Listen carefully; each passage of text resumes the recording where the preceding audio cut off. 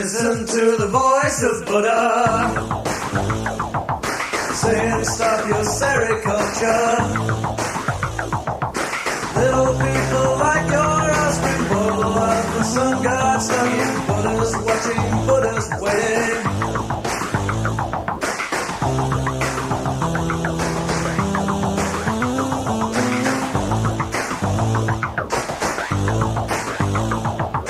Just because the kid's an orphan, there's no excuse for thoughtless slaying. People don't forget this torture. Just because you call her mother doesn't mean that she's your better.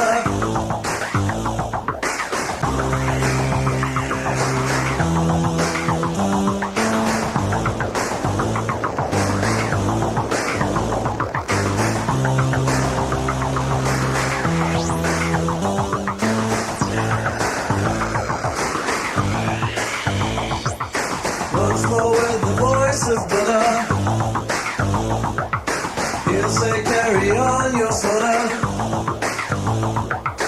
Who cares for the little children? You may slice with no conviction, blind revenge on a blameless victim.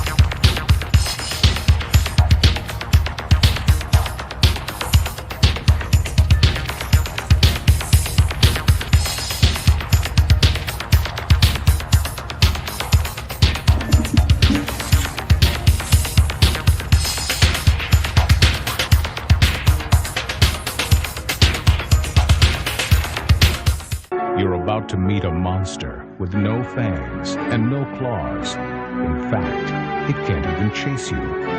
It has to wait for you to walk into its jaws. Presenting the international terror hit, The Lift. The chilling story of an elevator with a mind of its own and a very bad attitude. You'll lose your breath, your footing, and even your head. But you'll never lose interest. The Lift. Whatever you do, take the stairs.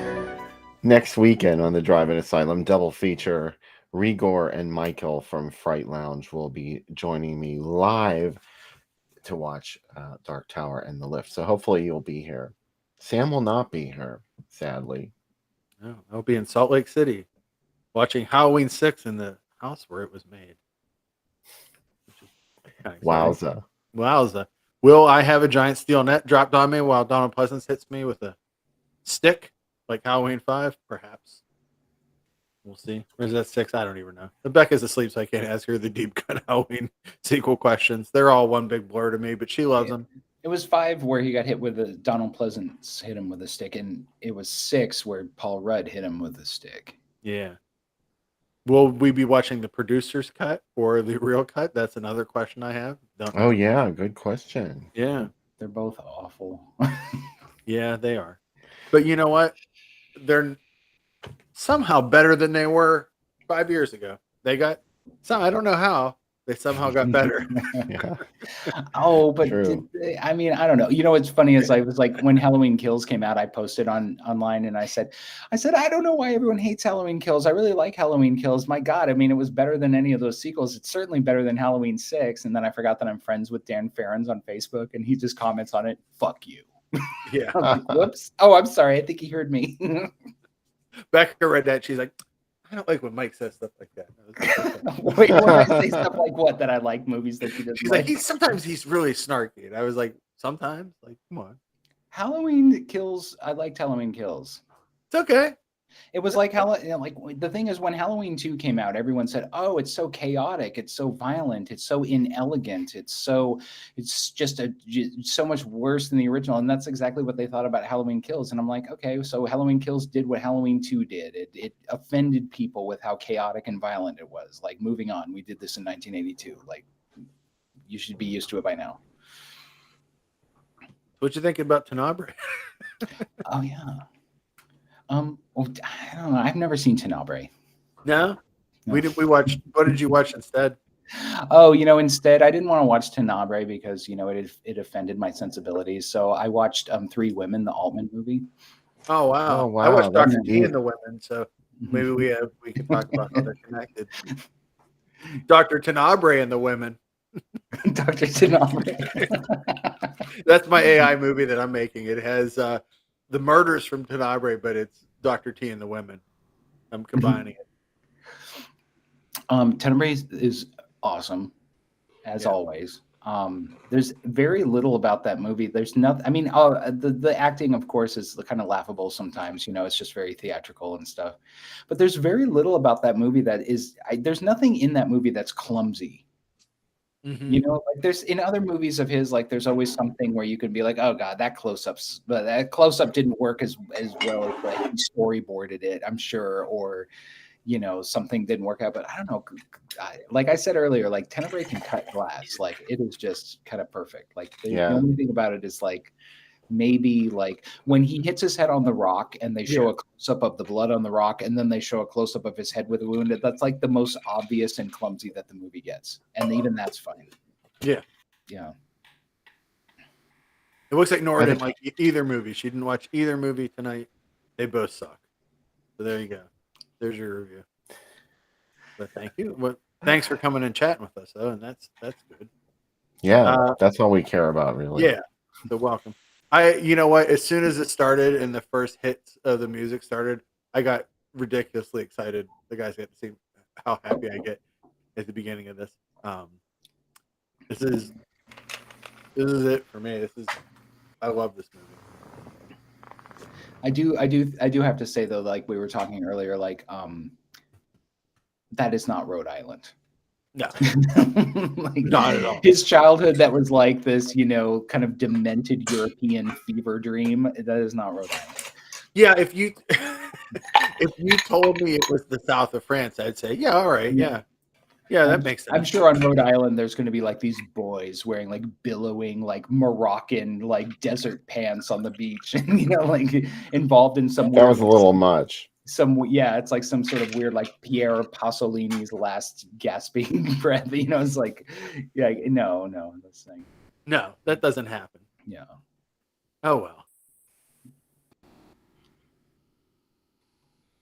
Wow, some strong words for Jaws 3 and Tenebrae. I think Nora, what happened in your childhood exactly? Wait, what else did Nora say? I don't see They're anything a waste about of Jaws. Both movies are a waste of celluloid. Oh, I didn't see that one. Oh, there it is. Poor A John. waste of Tenebrae. I mean, I could see saying that maybe about Jaws 3, but Well, I mean, but either way, I mean, it's like, so the movie sucked, right? Like, is it that painful to watch a movie that sucks? Like, why don't you just watch a movie that sucks and talk about it? Like, does it harm you that much to watch something that isn't good? Well, there's other things you could be watching instead. I think that's the implied loss that you experience whenever you watch a movie that you don't enjoy. It's like, well, I just lost 90 minutes of my life or Yeah. 2 hours these days. Yeah. Yeah, and you can't ride a bike on the freeway. That was hilarious. What the fuck? I can't wait till I come back in a couple weeks and we show the body beneath the monstrosity and one after another. If you want to talk about movies, I'm I like, mean, if anything, it proved that there was something wrong with his character, oh, that that he he can would just ride a ride a bike like bicycle. that. Also, Yeah. he's about to get on an airplane with people, and like he's like, yeah, I cycled the whole way here. I smell really bad. I'm gonna sit next to someone in first class for 6 or 7 hours. We've all been there next to that person. Hopefully you weren't that person. Yeah. Hopefully, well, you can't say anything to him because he's like, I killed a woman in my childhood, and it's in my new book, available in Bantam paperbacks everywhere. Read the Bantam book. Read the Bantam book. well, he was doing like Catherine Trammell in Basic Instinct. I'd have to be pretty stupid to kill someone. And then, right? Did she kill her parents too? Yes. Or did she kill Manny Vasquez? Yeah. She grew herself an afro and smeared shoe polish all over her face and developed a hell of a right hook. Basic Instinct 2 is divine. Basic Instinct 2. She's the crypt keeper of that movie. Like everything she says is a snarky one-liner. Oh. Like, I like that you often refer to Basic Instinct 2 as its full name too. it's fun. My favorite game that I used to like to play is just to go to the thesaurus and look up and just create like rip-offs of like Basic Instinct 2, and we were doing like elemental predisposition to Jeopardy dependence, fundamental compulsion, like all these like other words for basic and instinct. I would like a third one to be made, really, to tell you the truth. It would be Sharon Stone like with an iPhone. Yeah. Like do you follow Sharon Stone on Instagram? No, I really should. That's a great idea. That's Basic Instinct 3. Like she on James Brown's birthday, she posted this like she's I can't with her. She's amazing, but she's my all-time favorite person to follow is Sybil Danning, though, because everything that happens is connected to her in some way. No, she's like, there was an earthquake in India today, over 70,000 people dead, like children crying in the street. Here's a picture of me and Jan Michael Vincent in Commando or something, and it's like, yeah, it's always like, how did you, within these 3 pictures, all with you in it, and then like a publicity shot from 20-30 years ago, how did you connect these dots? I really think she's like an Iron Sheik character that someone's doing her social media for her. Like it really feels like that, because she wrote a lot of stuff about Ric Flair, and I was like, someone in wrestling's writing her tweets for her, because no one is this good every time. Like she is like, well, and also her need to like tie herself into everything sometimes like borders on really sort of like tone deaf and insensitive. She'll be like, that little girl, that like was kidnapped, like they found her dead. Here's a picture of me wearing a little girl's dress in a movie, and it's like, just stop.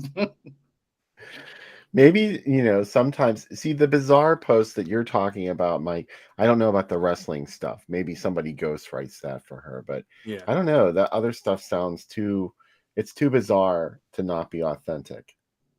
I thought the same thing about Iron Sheik too, and someone was writing all his stuff. So, well, she also, like, you can tell when Sybil Danning writes her own stuff, because she almost writes, it's like Morse code. Like she doesn't really use like punctuation, like she just like ta-da, ta-da, ta-da, ta-da, ta-da.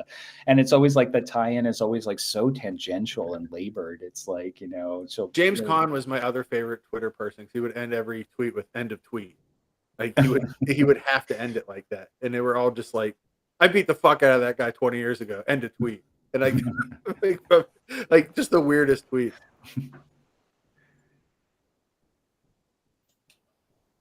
So yeah, yeah. So okay. So how everybody says, what do you think is? Everybody says Opera is Dario Argento's last good movie. What do you think is Dario Argento's last great movie? Is it Opera? I like The Card Player. I like Stendhal Syndrome too. Stendhal syndrome. I When I thi- saw that CGI pill going down the throat, I was I just like, know, Yeah. but I like Dark Glasses too. It's not horrible. Dark Glasses is good. And you know what? One of his movies that I like, it's not, I wouldn't consider it great or anything, but like that I didn't expect to like. I actually like Do You Like Hitchcock? Yeah, it looks very TV movie-ish, but I liked it. I also like, it was funny. I was they have like, you know, full frontal nudity, like some woman dancing around naked. And I had this Italian friend at the time, and I'm like, they show this on TV in Italy? And she's like, well, yeah, it was after 9 p.m. And I was like, this country is amazing. I got to go to this place.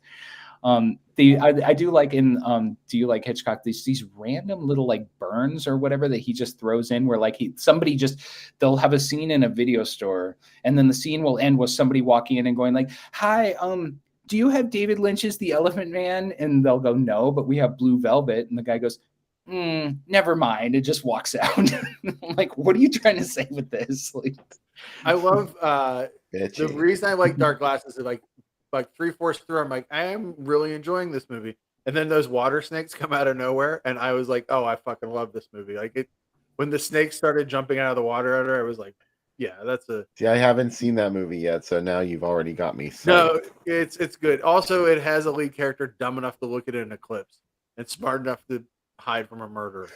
So I remember someone who did that. so what They were pretty dumb too. yeah, that I know that. What do you guys think was the crappiest house in Tenebrae? Because Tenebrae has amazing residences. What do you think was like the least impressive house? Like That's the hardest question. I guess maybe like her apartment at the beginning, because Yeah, we don't really apartment's see the probably- outside. Yeah. We just see the inside. It just looked like a tiny house. Yeah. It looked like the kind of thing that would be like somebody's shed. The house they where turn the it two into a women live she is so shed. impressive that like it's really hard to outdo. Like especially from the outside, it's like Jesus. This house. It's still it's difficult to actually figure out what the actual layout of her apartment is. Yeah. Which is, I love that. But that was probably the dowdiest place that we saw the inside of in the entire film. And it was still like it's a great place. Oh yeah. I would live there. I would totally live there. I don't know. You asked about Opera being his last great film. I would have to agree with that. I think Opera's, well, personally, that's the last film that he did that I would consider great. But Sleepless wasn't bad. I kind of like that one. Sleepless is so, I don't know, it's so arch or something. Like I remember like watching it, and there was that scene where the woman like loses her car, can't find her car, whatever, and she just goes from 0 to 60. She's like, you fucker, where's my fucking car? Where's my fucking car? And I'm like, Jesus, man, like you don't direct for subtlety at all anymore, do you? Like Sleepless is just so like, I don't know, like Yeah. I think the last one I saw was The Card Player. What about The Card Player, Bill? I think that was the last one that I saw, the most recent. I really liked Argento it. film. I hated it. I didn't like it the first time I saw it, and then I watched it again. And I was like, you know what? I really like it. I had to get around. Once I got past the idea that it looks like an episode of CSI, like I'm like, but it works, and there's interesting stuff in it. And if it had a couple great camera shots in it, I'd be like, oh, this is a pretty decent movie. But he doesn't really care about that kind of stuff anymore.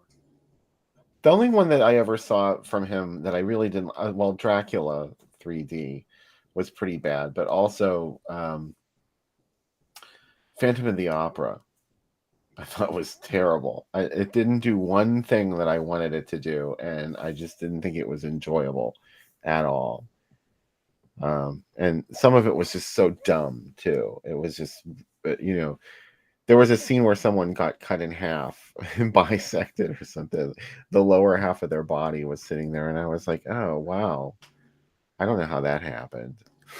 You just totally cut through a person's entire body with a scythe or something. Yeah, I remember when I first saw Trauma, and I thought like that was the beginning of the end.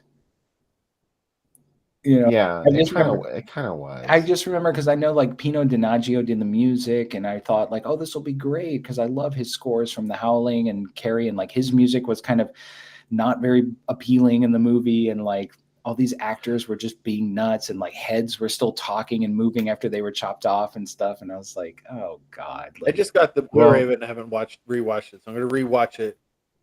I just rewatched it. I got that Blu-ray too. And I forgot about Trauma. That is more recent than Opera.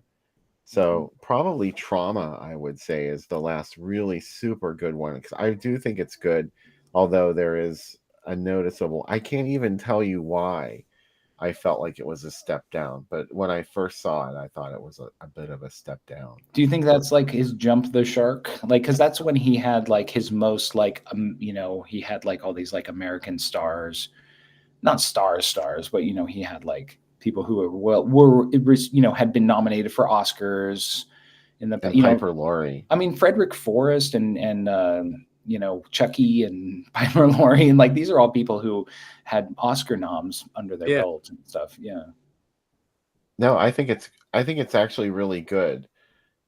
It's just sort of I can't describe how I felt when I saw it. It didn't match up. It doesn't hold up to his older stuff, and I can't even really tell you why I feel that way. Hey, the other thing we forgot to mention is another movie. Michelle Suabe shows up briefly. He's in Rhode Island in that one scene. Yeah. Real super brief. He was also he and Lamberto were ADs on this. But I love that he's always just a random like, hey, here I am in these movies, and I love it. Yeah, and he was just like, she's just like, go get me some punch or whatever. And like he's like at her beck and call, Yeah. I'm about to get stabbed. Could you leave, please? His role was not too fleshed out. No, but it's just kind of like he was in like Gates of Hell and stuff. Like he's really good at Fulci put him in Gates of Hell because he said he looked American, and he does, he does. He's just like very sort of kind of, he doesn't really look very Italian or what you would expect Italians. He's not very.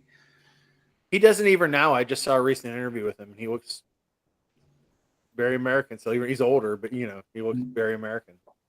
Is Cemetery Man his like last movie that he made that was like big? He just made 3 or 4 years ago. He made a Christmas family movie that came out in the U.S. The Legend of the Christmas Witch, which is wild because it's like a total kids movie, but with his kind of like crazy angles and stuff. But it's but Cemetery Man's probably the last. And speaking of, Severin is putting out Cemetery Man this year. They announced tonight. So, did Cemetery Man play theatrically in the U.S.? Bill, I'm not sure. Did it? I think it did. I definitely know it came out on video because I rented it. I mean, I remember it coming out, and like Premiere Magazine was talking about it, like it was going to get a theatrical release, and then I mean, I don't know if maybe it was just very limited or something. But. Yeah, I think it was very limited. I think it did play theatrically, but I'm not really sure because I didn't pay much attention to that movie when it first came out. I saw it later, but Chris says October it was Films contemporary. So. Oh, that tracks. Yeah, they were. October Films became Focus Features. I think I know they went like bankrupt, but I don't remember when. I think it was like after High Art came out or something. I was just saying during the movie, Paul, that I just recently watched the ending of Mother of Tears for some reason, because I love that part where they take the dress off. She sticks that thing up her back, and suddenly the entire dress comes right off her body, which I don't get that part, because it'd be kind of hard to do that, I think. But never mind, it happens, and chaos erupts. But there's a body pit just like Phenomena in the end of it. And I forgot, Sam, you haven't seen this movie, so I'm kind of spoiling it. Oh, it's okay. Spoiler alert. I'm sure I'll forget by the time I watch it. It's nothing that's crucial to the plot. I mean, even the ending of the film is just so random. Oh man. It's okay. Mother of Tears has the most like ludicrously long, drawn out death sequences where it's like the people would be dead already. It's like, somebody who gets their jaw ripped off and their heart ripped out and like their spine ripped out, and they're still going like, it's gruesome. I'll stick to Cozy's The Black Cat as my third Mother movie. Oh no, really? Wait, I'm fine with that.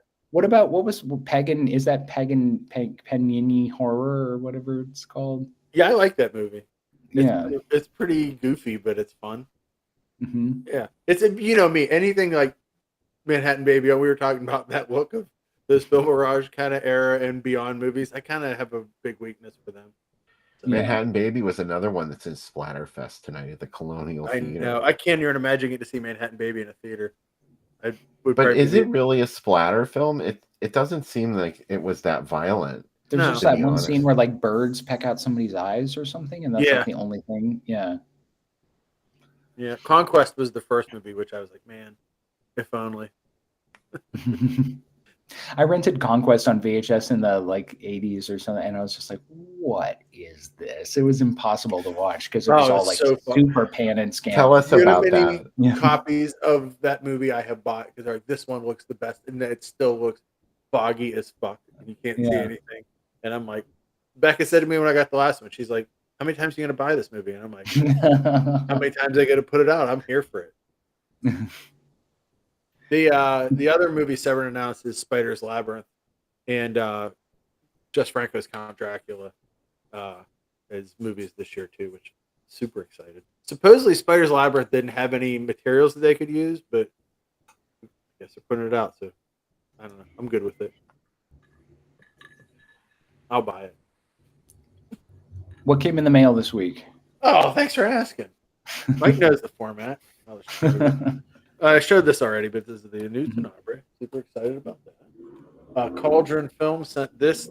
They put this out before the slipcase. This is the full version of City of the Living Dead, aka Gates of Hell, which has a ton of extras. It's got commentary by Troy Howarth and Nathaniel Thompson, a Sam Deegan commentary, a commentary with Catriona McCall, Giovanni say it, Bill. I can say it. Lombardo Radice. Giovanni Lombardo Radici. Yeah. Then a whole disc of John Morgan. Radici. a whole disc full of interviews and even a guided trip through the cemetery from the movie. Trick or Treat is coming out from Synapse this year, Eldon. If not this year, early next year. So yes, but when is Trick or Treats, the Gary Graver classic, coming out? That's a great question. Ooh, I like that one. I actually saw. I watched it on. It came out on Code Red a few years ago, and I listened. They had a commentary and stuff, and it was fun to listen to it because like the people who made it thought like they were all happy that they made it, and I'm like, do you not realize you were like they had no light bulbs in this movie? Like, and then they were proud of it. TV movie with Jane Seymour, The Only Way, that BCI put out. What is that? Is that like a Night Porter? It is about the Nazis invading Denmark and how Denmark took back over their country. Oh, okay. Interesting. This is also from VCI. This is a movie serial of Jack Armstrong. They're putting out a lot of old serials as collected sets, which is kind of cool. And this is Cisco Kid set from VCI, all the movies.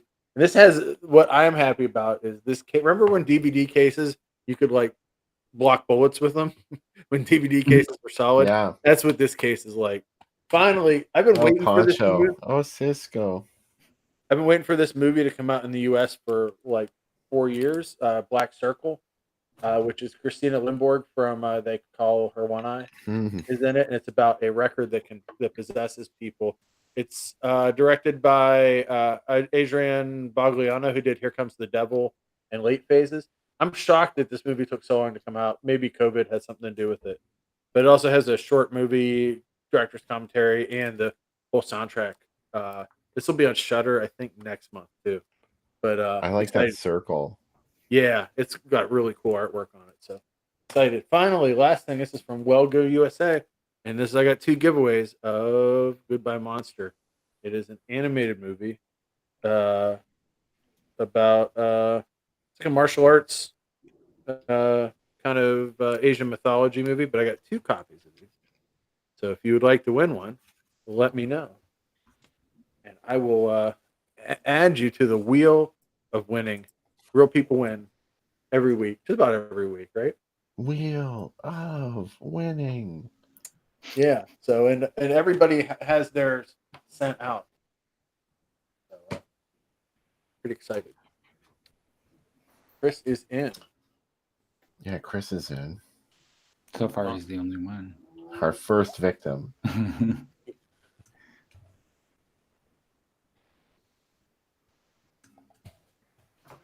All right. I'm pulling up some ads for us to look at while we wait. Yeah, let's do it. Let's see. Vince and Jeff. Right on. Oh, hi, Mike. Okay, so here we go. Here's one. Oh, you know what I was going to say earlier? Speaking of Texas Chainsaw Massacre, is you know what August 19th is? Yes. Yeah. Well, it was the 18th.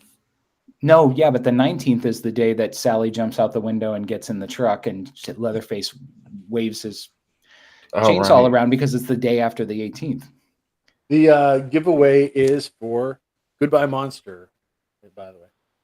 I don't know if anybody, not that there's a lot of wrestling crossover on this show, but on AEW this week, Leatherface appeared.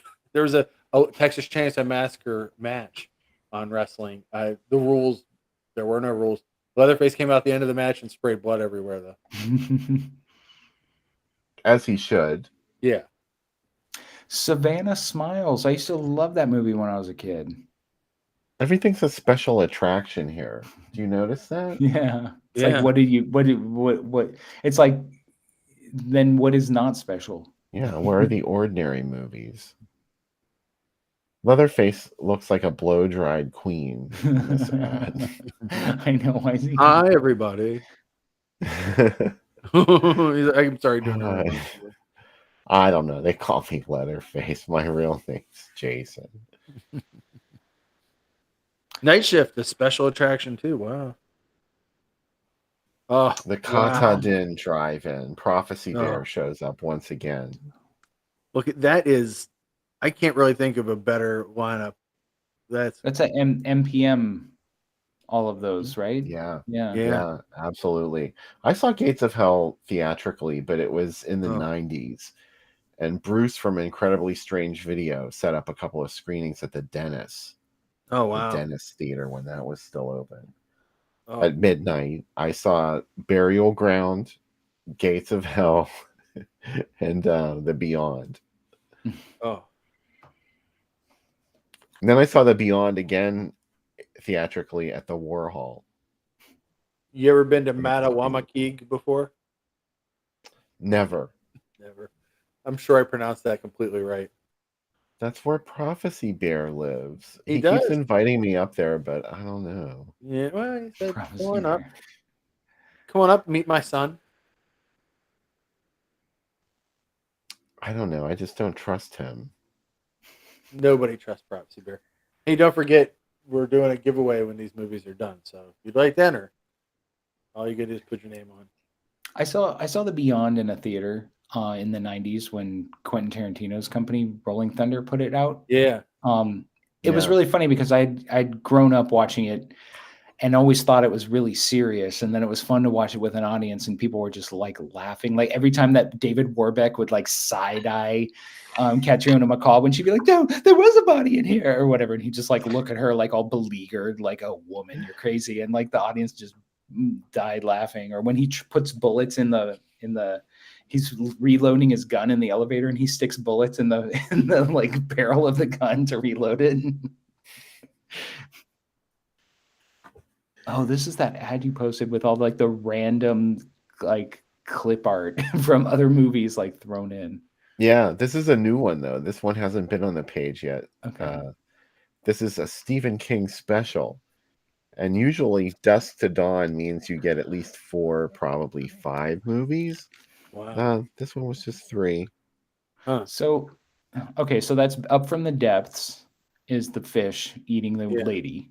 Yeah. And the bottom, is that Dracula AD or? It's the Pit and the Pendulum. Pit and the Pendulum. Okay. Oh, wow. And then who is the like Hogan's Heroes with the T-Rex arms? Somebody posted that on the Groovy Doom page, and I don't remember. And then the lady at the top, like on the ground. I don't know who she is. Yeah. She's in all of them, though. Huh. So I'm not sure who we have in the drawing. Yeah, I don't understand Dustin's comment. So are you in? Are you Does that in mean it? Or you are want you in not? it? Well, wait, is he the Canadian? No, No, Okay. All right, Dustin. Dustin's in Florida. the Okay. opposite direction. Yeah. Who's the Canadian that can't win? Eldon is Canadian. Also, Okay. Tim Torch, I think, is Canadian. No, I don't think Tim is. I think Tim's Okay. Ohio. And then do you have anybody from other countries? I know that I forget her name, but she's in England. She's hosted a couple Jennifer. of times. Jen, Yes, yeah. Jennifer Upton. And do you have any other like foreigners in your fan? No, Please. she's the furthest out that we ever Okay. got. Yeah. Jen, we love you. All right, I got You three can only people. do the early segments though, because it otherwise should be up all night. Why don't you just like just throw in everybody who's in the chat? Like just tell them like you're in, like you're be like Cecil B. Demented. You're in my movie. You're in my drawing. I got 4 people, so the chances of you winning this are really high. You know what? People are like, Yeah. I'll give it away if I win it. You could just sell it to a store and you'll make like $8 off it. So I'm basically giving you $8 and paying $4 of my own money to send it to you. So it's cool to be shitty about it. Tim, I don't, You know? I don't know. I guess he's not Canadian.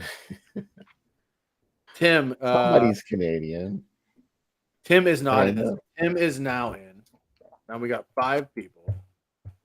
Steve Nora Wilson is and in. Nora. Steve is in. Good. Did you get Lee? Yes. Now I have 7 people. Your odds are getting worse. Like, Sam, quit making the odds worse. Tim is in Georgia. Oh Jesus! Look at Steve King. That's Steve King right there. Yeah, there he is. He looks kind of like Charles Manson. Yeah, ex-campus raider. Kristen Ann is in. Hello, Kristen. Never seen you on the show. Welcome. Oh, hi, Kristen. There are lots of lurkers out there. Yeah. I know you folks are watching. I see the number. There's going to be a paperback edition of Carrie going to be published. Currently, Steve King's an English instructor at Hampton Academy. He's a 1970 graduate of UMO.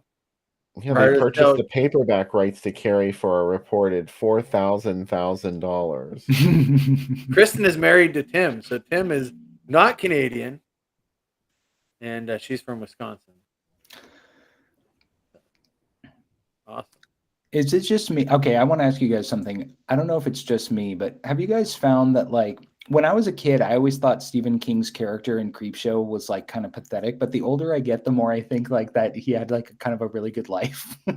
Like he lives alone, he can just watch wrestling, he can get drunk by himself in his house. Like aside from having the plants growing, I'm like, I didn't see it. Like it's actually pretty cool. Yeah, what's wrong with that? I know when I was a kid, I was like, oh, he must be lonely. He must be sad. Like, oh, that old black and white TV. And now I'm like, yeah, no, actually, that's actually pretty cool. Yeah. He doesn't have anyone telling him what to do. Yeah. I mean, it's like, I like how, he just takes vodka and just dumps it in an orange juice container and like, or in a pitcher, with orange juice. He doesn't even like make screwdrivers. He just drinks them out of a pitcher. Like that works. So I have the wheel ready to share. All right. And here it is. Everybody is in. Anybody else want to enter before I spin? Your last chance. Last chance. Well, probably not your last chance. No. Also, we're brought to you tonight by Dollar General. One visibly healthy pet. Come on into Dollar General. They got like Don't a free believe ad it. on our thing. So did Best Buy. Oh, no, we're plugging Mother- Best Buy. Motherfucker. All right, here we go. First spin. Hear the bubbling wheel. The bubbling wheel. Yep. Yay, Jeff Drake. Hey, Jeff, you are a winner. Congratulations. All right. Real Here people we do go. win. Number 2. What if the blank space hits?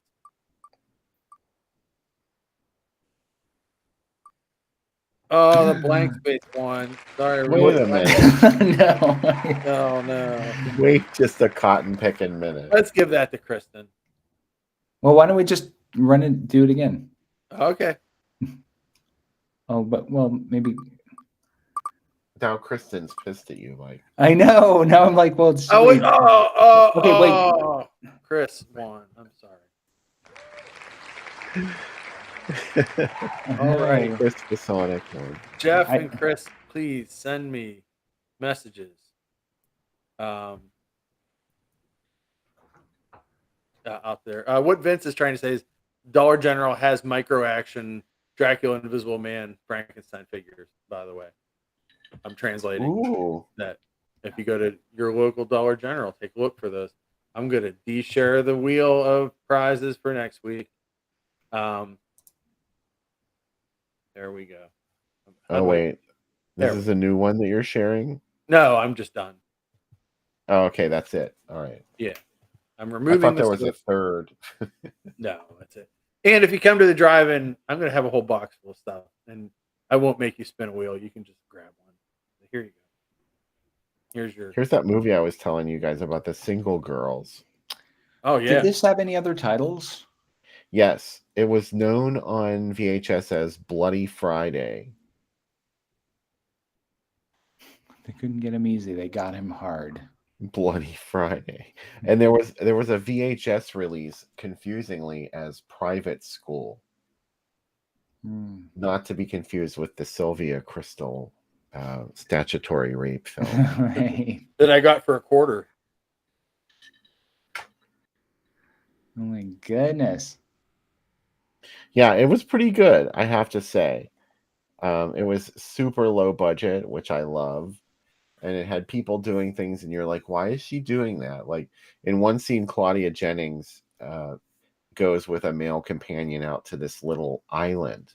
They're already on an island, but they go to this other little island. It's kind of like an inlet, and there are these two big pieces of coral or rock or something there, and there's a cave underneath.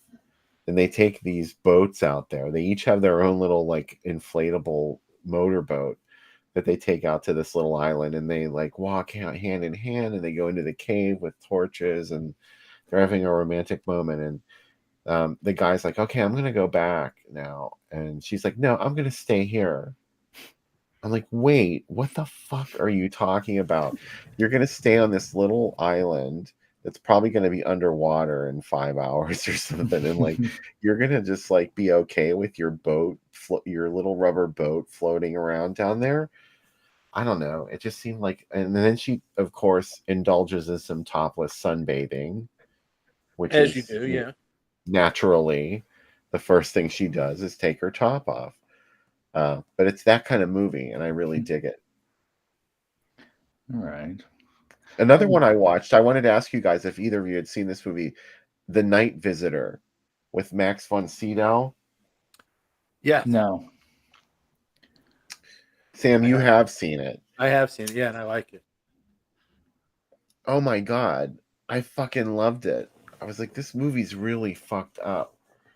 It's Mike, it's amazing. It's like Max von Sydow is this guy that has been committed to an insane asylum by his family for nefarious reasons.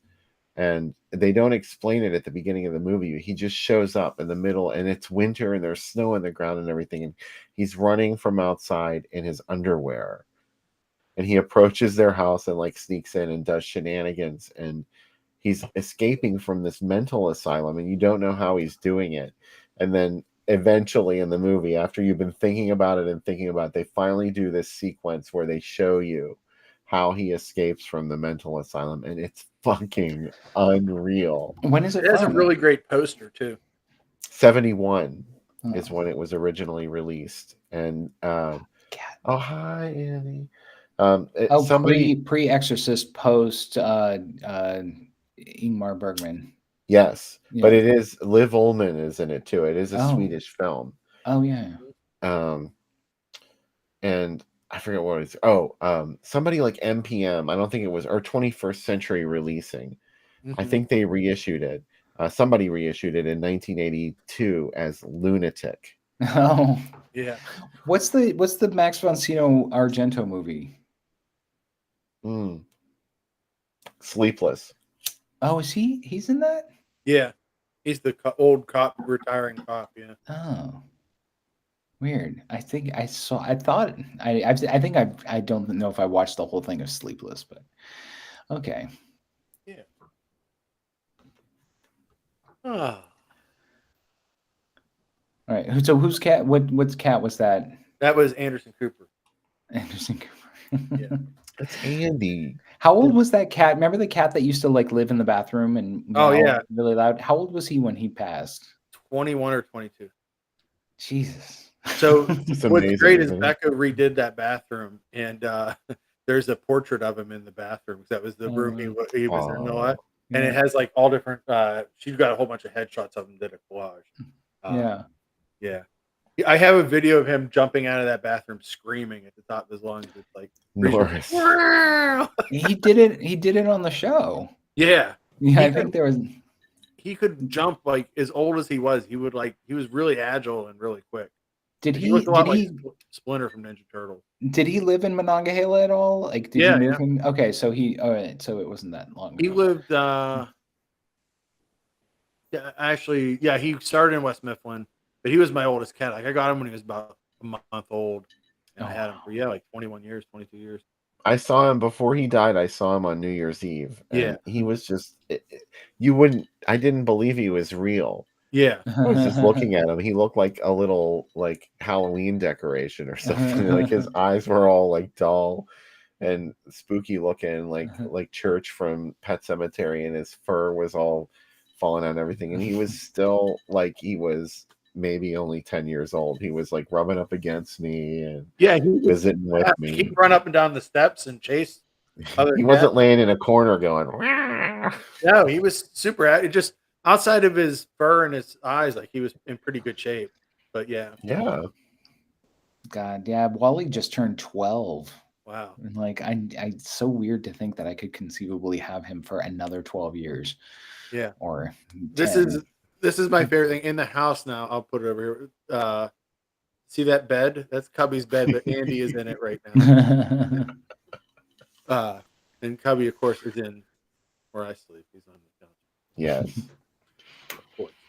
So, but yeah, Norris was a pretty good cat. He was pretty fun. You know, I wanted to ask this earlier when there were more people in the chat, but we had talked about this during Tenebrae, and I was wondering, do you think it's true that Teresa Russell did Daria Nicolodi's voice? Because I've heard people say that Teresa Russell dubbed her voice, and it sounds like Teresa Russell. It's very Teresa Russell-esque, but I'm wondering if it's true or if it's just like somebody listened to it and thought like, hey, that sounds like Teresa Russell. That's interesting. I never heard that. Yeah. I mean, I've read that a lot, and it sounds like if you like watch like Wild Things or Black Widow or any of her Nicholas Rogue movies, it sounds exactly like Daria Nicolodi in Tenebrae. Wow. Daria. And that would be Speaking of Nicholas Rogue, there's a sale at Barnes and Noble this week. It's like buy one get one half off on Criterion stuff. My mom, I don't know why my mom got a Facebook ad. She said, "Do you want any of these movies?" And Don't Look Now was one of them. She's like, "What's that movie about?" And I was like, I was trying to figure out how to describe it to her. And I was like, it's about like Julie Christie for real. And she's like, "Oh, we should get that." I didn't say that. Go, Mom. Yeah, I didn't. Yeah. I was like that movie. It was like they couldn't, it's like they always say, like they can't make that today. They couldn't make that today. I was scared of like Little People for decades after seeing that movie, and I was like, and my mom would even tell me when I was a kid, she's like, just because like that happened in that movie doesn't mean they're going to kill you. I have a friend who is that afraid of Little People, and we used to play, agency softball against other agencies, and one of the agencies in town had a little person that worked there, and he was the shortstop. One time he was like trying to avoid a double play, and as he ran to second, he saw the guy standing on second covering it, and he just screamed and just ran the other direction. My boss like flipped out on him. He was like, "What is wrong with you?" Good for him. I mean, for the other team. Yeah, he's like, "Well, I saw him with the ball, and he looked so creepy." I was like, "You can't say that." All right, what's this ad? Just some fun stuff. Wow. that I found from 77. Is Airport 77 the one where the plane's underwater? Yes. Yeah, that was scary as a kid. I remember being terrified of that. I thought that was super scary too. Yeah, total claustrophobic as hell. I love the different way into It's Only a Movie here. Thank heavens it's only a movie. It's very like, Yeah, oh, clutch my pearls. that was Nightmare Honeymoon. What is Nightmare Honeymoon? It's like a House by the Lake sort of thing, but it's PG. So Okay. don't expect anything too shocking. Right. That might actually be preferable. But what Yeah. about Autopsy Mike playing in the Autopsy. I love Joseph Brenner. Like he would take all these movies and they were called like, Sunspots or Killer Cat in a Glass Maze or whatever. And he'd just call them Eyeball, Yeah. Autopsy, Torso. Oh, the people that brought you Dr. Zhivago. Yeah. Yeah. He not since Dr. Zhivago. And now he brings you Torso. Wow. Or Eyeball. Eyeball. It will grab you. I was so disappointed to find out that Eyeball was not about a giant eyeball that grabbed people. Yeah, or a skeleton grabbing it like the poster is just like some dumb killer in a red jacket. Yeah. It was a Dario Argento ripoff. I like Eyeball though, but Eyeball is lower tier. I mean, it's got like I know that the dubbing in all these movies is bad, but like Eyeball has like literally 2 tracks of audio. It has like a fuzzed out dialogue track and then this like ugly Foley track of the most like obvious like bad like background noises. Like it's got no sound design at all. Theater of Blood's in there too. See it with It's Alive. These are weird double features, and I kind of like it. Yeah. It's Alive. Here's another beautiful night out. Yeah. Look at that Food of the Gods typed in there with a Courier typewriter. Yeah, let's. Oh shit! They didn't send us a mat. Start typing. Giant Spider. That was Group 1. Did they Group 1 put out Food of the Gods too, or is this just? Well, that was AIP, Empire of the Ants, and Food of the Gods. Yeah. So I don't know how Giant Spider Invasion got tacked on there. It was still sitting at the film distro. Said, Yeah. Just grab it. You got any other bug movies? And they're like, and we got this Giant Spider Invasion. I love Giant Spider Invasion. It's so. Oh, it's good stuff. Bill Rebane all the way. Which I one love is Bill Rebane. Is he the one? Which one is he? Bill Rebane. From Wisconsin. Oh, He made that movie where artificial intelligence takes over a monster truck. Oh, okay. I thought you were talking about I thought he was somebody in the movie. Yeah, and what do you call it? The Tiny Tim movie. One of the guys in one of the people in the Giant Spider Invasion ended up playing that boss in 9 to 5 who takes Franklin Hart to Brazil at the end of the movie. Oh yeah, because I was watching that. I was watching the chairman of the board. Yeah, and I was watching Giant Spider Invasion. And I was like, why does that guy look so familiar? What else have I seen him in? And it was 9 to 5, and I was like, wow, he made it big after that. What a way to make a living, huh? Mm-hmm. It's all taken and no giving. Look at this. Oh. Wow. How about some Fulci there at the end? Brood and the Beast. Isn't that Fulci? No, what is the Brood and the Beast? It's like a Western, I think. Oh, is that Silver? It's not Silver Star. It's Massacre Time. I don't know. I'm probably getting it mixed up with something. No, I'm looking it up. I unfortunately I typed in Bright and the Beast and I got a whole bunch of Blake Bright stuff. So, do you think Vampires Craves Blood is Vampire Beast Craves Blood? It's gotta be. It's Massacre Time, Bill. That is it. Now, what about Young, Rich, Right? I mean, I'm good with Young and Right, but Rich. Yeah. Why does Rich have to be in there? Like, yeah, sexy.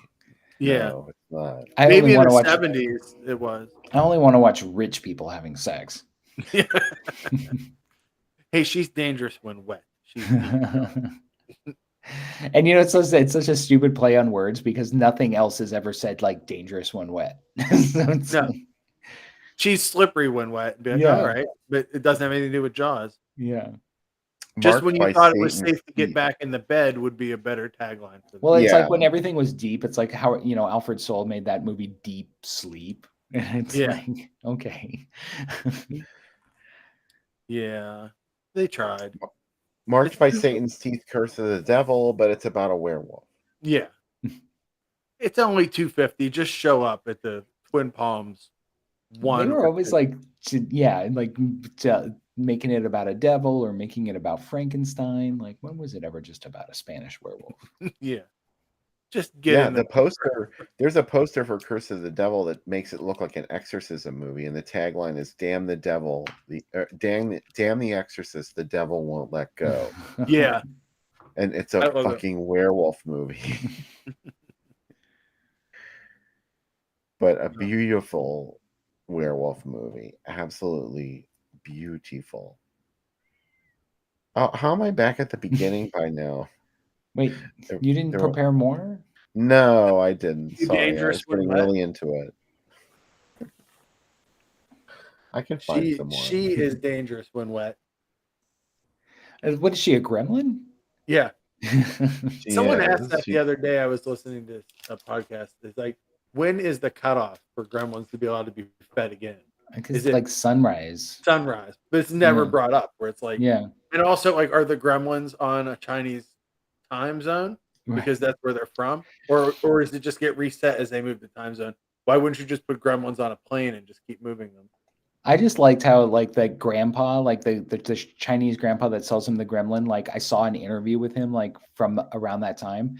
And it's like in all these movies, he was always playing like this wizened old like Oriental guy with the mustache. And then in the interview, he's like, "Oh yeah, like Gremlins is great. I love being in Gremlins." And he's like totally American. Yeah.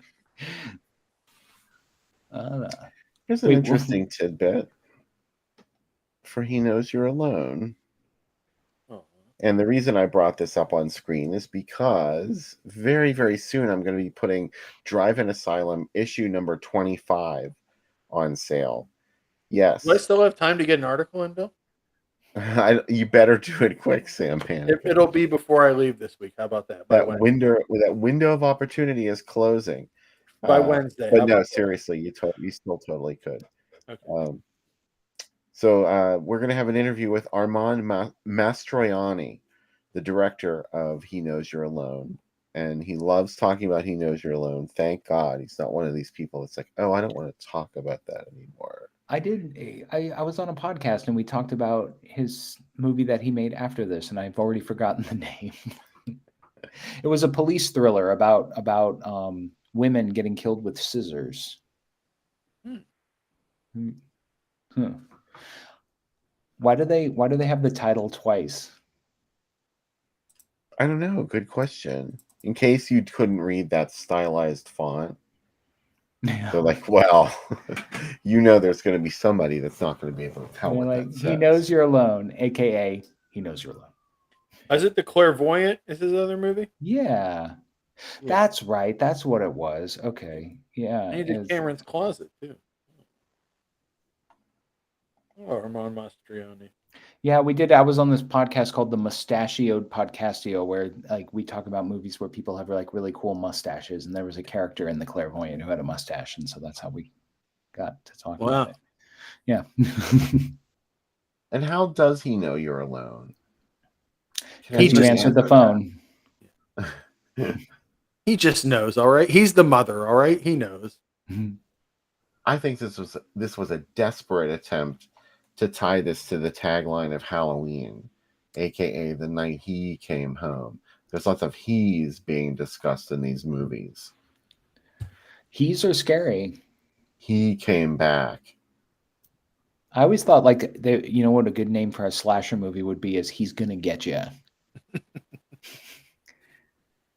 I like it. Like every girl is frightened the night before her wedding. But this time, there's a pretty good reason for it. She's totally not going to be alone on the night of her wedding or Yeah. the night before her wedding, because that's going to be the one time in her life where she's never going to be alone. It's a bad concept. Can you Psycho believe that? 2, I just finally watched this, Bill. I had never seen it. And guess what? I fucking loved it. Loved it. But Of course you did. It's so weird that the time between Psycho and Psycho 2 is the time between like 2001 and now. I know. Don't. I feel old. Thank you. Yeah. Stop it. No, but like how much, I mean, just the way that like culture used to change so Oh. dramatically. I mean, the difference between 1960 and 1982 is so much more than like 2001 and now. Like, what do we have now that we didn't have in 2001? Like Facebook. I was listening to an album from '92 the other day, and I was like, if this had come out when I was in high school, it would have came out in '62, and I would have said, why would I want to listen to this? Yeah. Yeah, I know. No, like times used to change so dramatically, and now it's like we've pretty much kind of been stuck. Like, I mean, I think that's the simulation slowing down. If you want to get okay. yeah. Oh, the simulation. Well, if it's a simulation, it needs to like get better. Yeah, they can do a lot better if it's a Like, why did you make simulation. such a shitty simulation? Fuck your simulation. Yeah, exactly. This is not working very well. Yeah. Psycho 2. Psycho 2. What I love about this movie is that everybody wants to see Norman Bates be nuts, and he just wants to fucking survive and like have a normal life, and every single person pushes him to be the person that they shouldn't want him to be, but they think he is. Yeah. It's really amazing. Yeah, he is really okay at the Yeah, beginning. he's of this okay, movie. and he's actually done the work to be Yeah. okay. And like every single person wants to undermine that. And he just keeps fighting it. It's really wild. Also, Dennis Franz is my favorite scummy asshole in movies. And isn't he wonderful? he's wonderful in this too. I fucking love him. I love him in Dress to Kill. Oh, yeah. A bland. Oh, come on. I got a corpse down in the morgue that's way beyond being offended by anything you might tell me. He has a point. Come on. Like, you have no right to privacy when you're dead. Yeah. That's like when you were telling me, you're like, oh, I don't know if you should write that article about Peter Carpenter. And I'm like, Peter Carpenter is dead. You can't inherit, you can't you can't leave in your will to somebody that like you get to sue on your behalf if you tell your secrets after you're dead, unfortunately. Come on.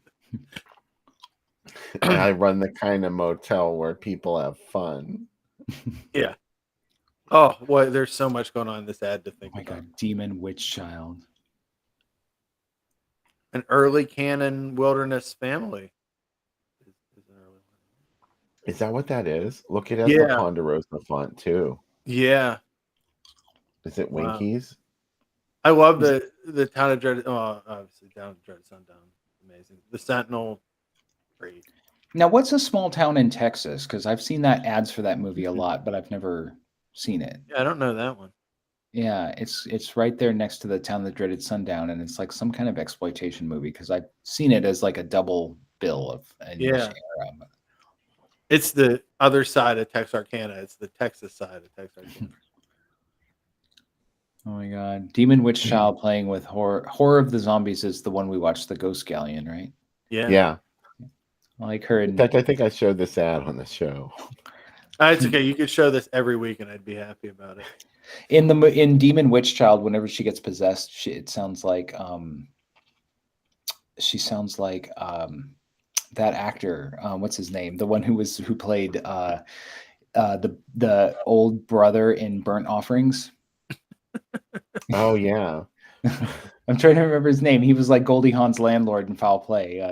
Burgess Meredith. Burgess Meredith. He's like, I'm getting tired of you, you whore.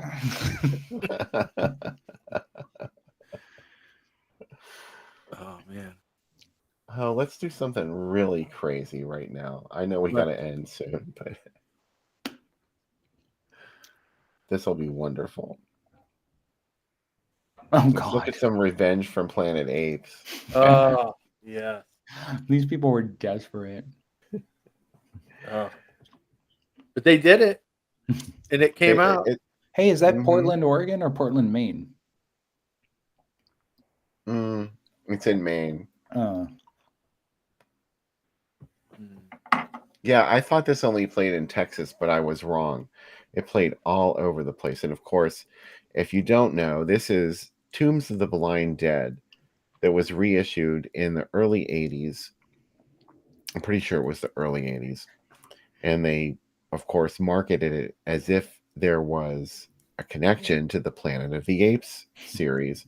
And there's a brief introduction that they recorded that sort of kind of tries to make this connection it's so Frankenstein's Bloody Terror. Like, yes, really. it is. Do you think when Howling 2 came out and they're like they used the fucking Planet of the Apes costumes for werewolves, we were so close, but yet so far. Jerome. I've never seen Mandingo or Drum. I've seen Mandingo. Drum.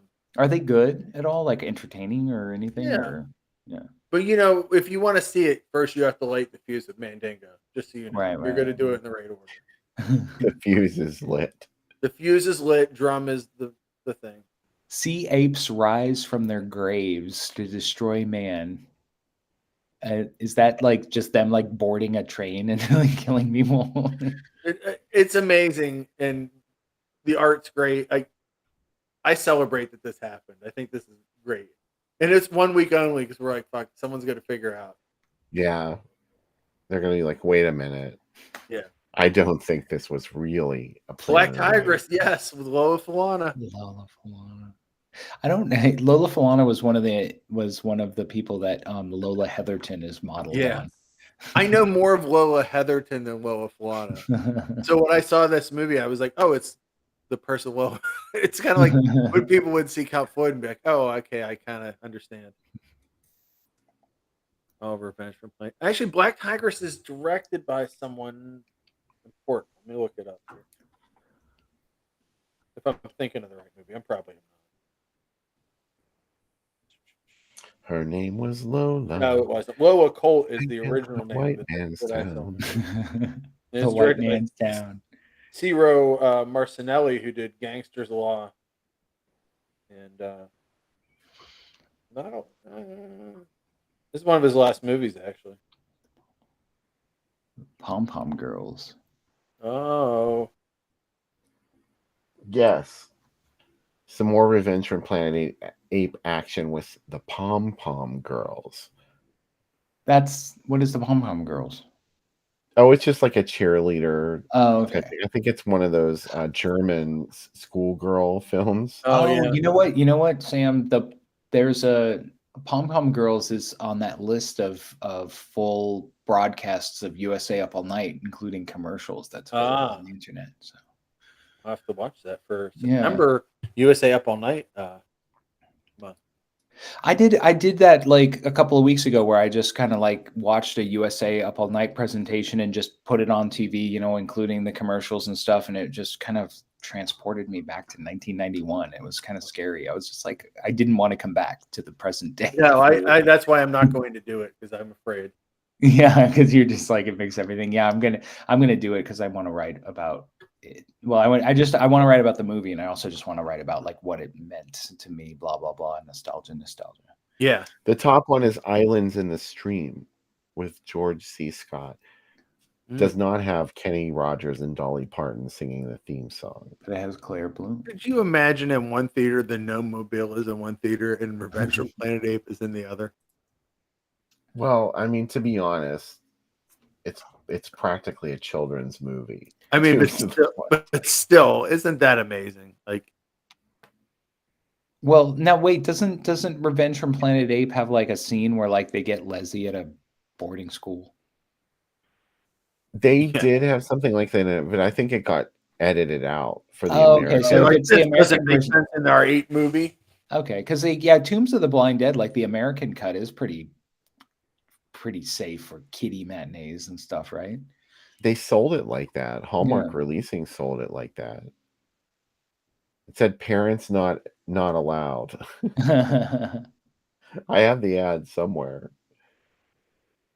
This is pretty amazing. I just love this image of skeletons riding horses, and it's being called Revenge from Planet Ape. No, it's like what Sam said about Howling too. It's like if apes can be werewolves, then skeletons can be apes. Yeah, it all makes sense, doesn't it? And it was PG. Mhm. Pretty Yeah. good. All the ape movies though were PG, right? Yeah. It's funny, we weren't allowed to watch the first one when I was a kid, so my mom told us it was too violent. And I'm like, I don't know what you were talking about. Oh, those violent ape movies. Yeah. Now, Vince Cornelius mentioned the Pippi movies. The Pippi movies were put out by the same company that put out Flavia Priestess of Violence. So they that's what it was on the double feature with. It was I can't remember what company that is, but it's they were all on Video Gems later. Wow. That is amazing. Yeah, Nora mentioned that there were 13 of us. There are actually 19. Oh my gosh. There are people watching on YouTube as well. Hello, YouTubers. How are you? Hello. Hello, Navi. Do your cat Ellinger. Don't take us there live on the air. Yeah. Justice. We'd like to maybe do commentary tracks other places. Yeah. Hey, speaking of Bill is getting his copies, but don't forget September 24th, The Abomination and what's the other one that comes out? Replicator. Replicator comes out, and then Lycan County. I always say Colony. Lycan County. Like in comes out Colony. October 24th, and those are out from our friends at Visual Vengeance. Lots of more cool stuff coming out from them. So We swear we were involved somehow. yeah. So I'm pretty excited. I know what some of the other ones are, and we're excited. Bill and I did a whole bunch, and we're just like gradually waiting for them to come out. So I will say one of the ones coming out is the highest quality one that we've done, and I'm excited for more people to see it. And also, Bill, I sent you that Lamberto Bava has a new movie coming out called Twins, which I'm really excited about. So it's neat. Lamberto Bava has a new movie? Yeah, and it's got Gerard Depardieu in it. How about that? He's finally sunk that low. Yeah, he's like fucking Lamberto Bava. The great Gerard Depardieu. Aren't you? Wait, I know who you are. You're John Old Jr. And he's like, yes, I am. I'm Mickey You Lyons' made son. Devilfish. Yeah. I made Devilfish, motherfucker. And he's like, oh shit, this is how bad it is. Yeah. You're down in the dumps now. Devilfish is so not great. The same guy, this is sometimes I think about stuff like this. The same director that made A Blade in the Dark and Demons made Devilfish. Yeah. How the fuck is that true? The only thing I can think of is that they probably had some shit for the movie that was supposed to do amazing things, and then the shit didn't work. Yeah. So they had to just. I also think sort for of Demons, he had like a murderer's row of people helping him out. You know what I mean? Like he had, like Sure. Argento was there and Suave was there. I think Demons was kind of like a Poltergeist situation where Dario Argento would have just made it himself, except that it wasn't his brand at the time, or he was busy doing Creepers or whatever, or Phenomena. I mean, so he was just like, okay, I'll produce it. You can make it. Okay, but I want you to do it like this, like this. Okay, I want to do the sound design. I'm going to do the editing. Like, yeah. So he's like, Will Barr's like, I just have one idea that has to be in the movie. And they're like, all right, what if they do Coke out of a Coke can? And he's like, okay, yeah, that can be in the movie. Fine. You can get that one. Sure, that's easy. I always want to, like, if I ever make another movie, I just want to throw in this random scene where all of a sudden it just cuts to like these punks driving around listening to Go West and just bopping around in a car, and then it'll just like go off to some other scene, and like only people who have seen Demons will like know what that is about. Like, how good are the punks in Monstrosity? They're like the wildest punks ever. I just watched that the other day, and I'm like, what the fuck? They're like 50-year-old punks. Disguising themselves as doctors to kill people in hospital rooms. And yeah. stuff. Yeah. Yeah. Oh, man. I got like 2 or 3 more days left of Andy Milligan movies for the site, and I love more excited with each one. Monstrosity. Andy Milligan finished his life living in the neighborhood that I lived in when I lived in LA. And so I would like walk around and stuff and I'd be like, oh, look, here's the car wash from Monstrosity. Here's the, you know, it was kind of amazing to be like right there. Yeah. Yeah, in the Weirdo, there's like, it is funny too, because in the Weirdo, it's like there's a scene where he's crossing Santa Monica Boulevard by Virgil, and there's like the 7-Eleven in the background where I used to go to like buy cigarettes and beer. And it's supposed to be that he lives in like this dinky little backwater town where like all the townsfolk are persecuting him and all this stuff. And I'm like, that's Silver Lake in Los Angeles. There's like, it's like 22,000 people per square mile. It could happen.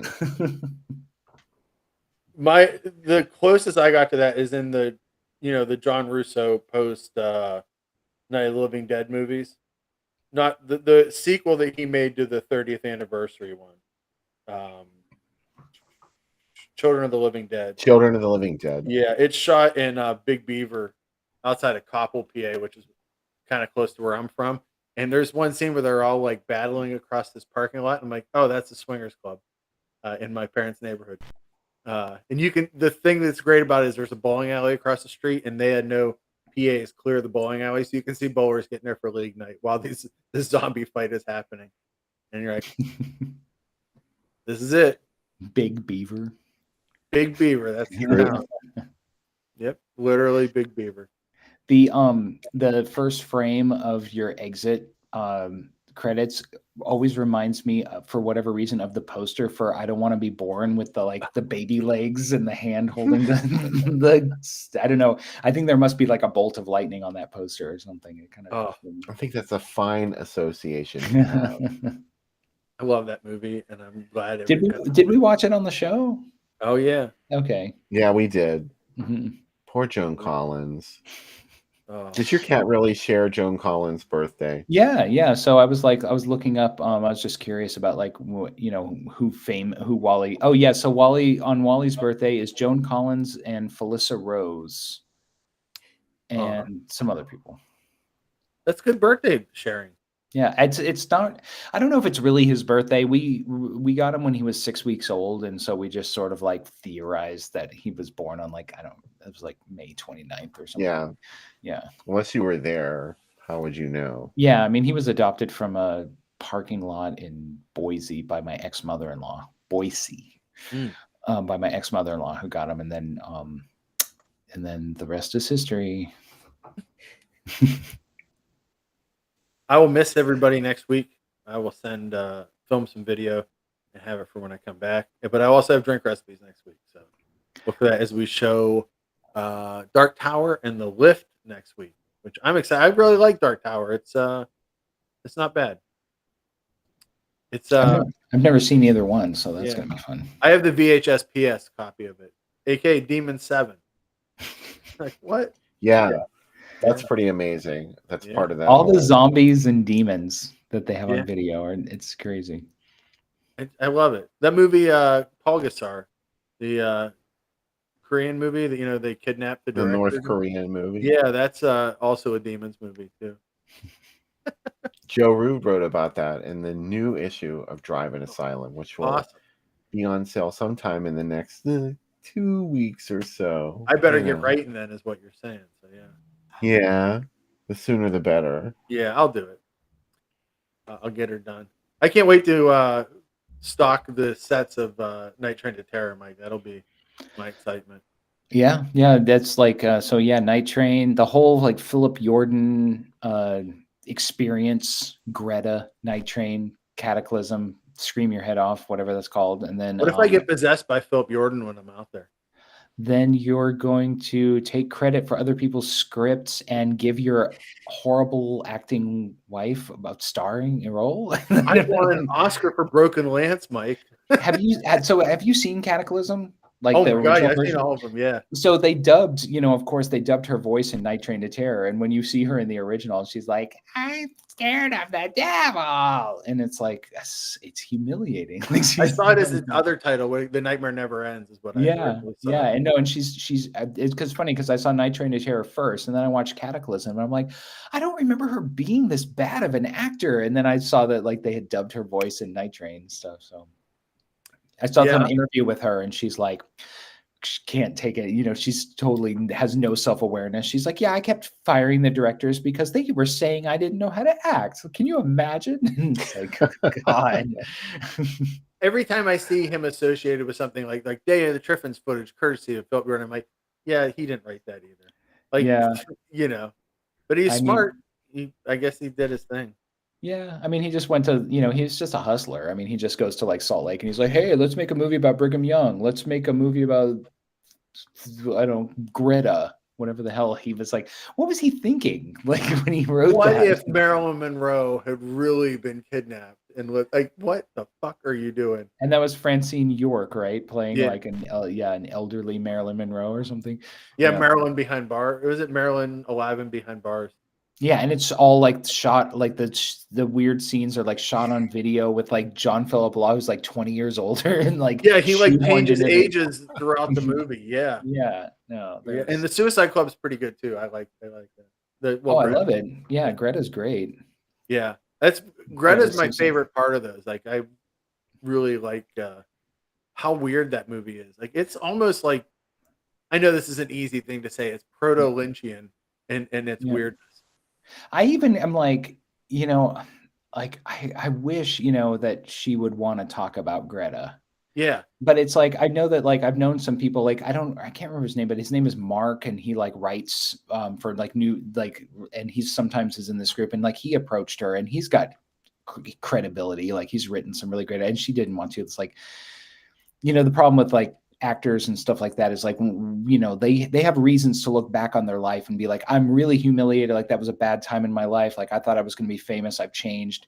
And they don't really get that like we have like, like I told you, like the woman from like Scream for Help, like left a comment on my blog calling me a bastard or something. And I'm like, it was a nice article about you. Like, get over yourself, whatever. yeah. Like, I honestly, genuinely love Night Train to Terror and the movies that made it.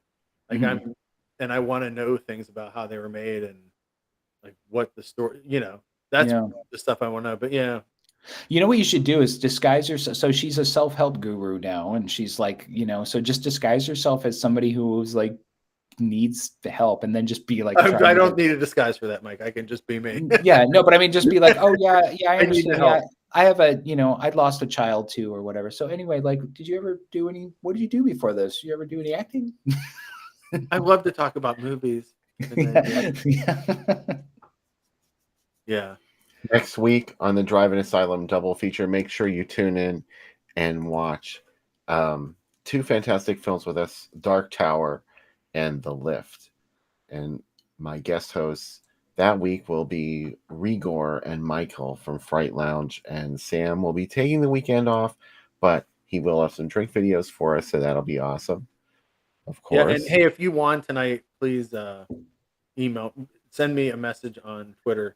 Not Twitter, Facebook, send me a message so that I know that you won, so I can mail you your movie this week before I leave. Otherwise, you'll get it after I go back. I know Chris is one of the winners. So please. And Mike Justice, happy birthday to you. Yeah, happy birthday. Thank you. This was fun.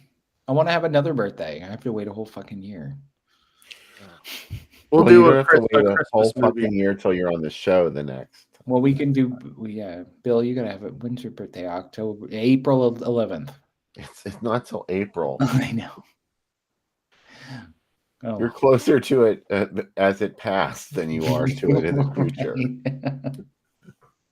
We'll just have an arbitrary birthday. We'll have Wally's birthday. When's Wally's birthday? Please. Wally's birthday is in May. Please let me be 53 for another couple of months before I have to be 54. I just turned 47. I'm the baby. I'll you know trade what? you places. I'll tell you before we go the dumb things my friends do is everybody and anybody says someone's age, amongst my friends group, they always say "and still banging," because we used to have a movie that we'd chase people out of when we didn't want people at parties anymore called 86 and Still Banging. And it was just old women having sex with young men. And everybody would be like, "How old do you think she is?" And I'd always show them the cover of the tape. I'm like, 86, still banging. So someone asked, our friend Jim's birthday was last week. Like, "How old are you, Jim?" He's like, 49, still banging. I was like, "Oh, that's so good." This joke has lasted like 30 years. So feel free to Now throw it that in lives. with your age. I haven't been banging since I was like 44. No, yeah, 51 and not banging. All right. Good night, everybody. We'll See you guys. come back next week and watch some more movies with us. Until then, thanks for hanging out. Good night. Under 17 not admitted without parents or guardian.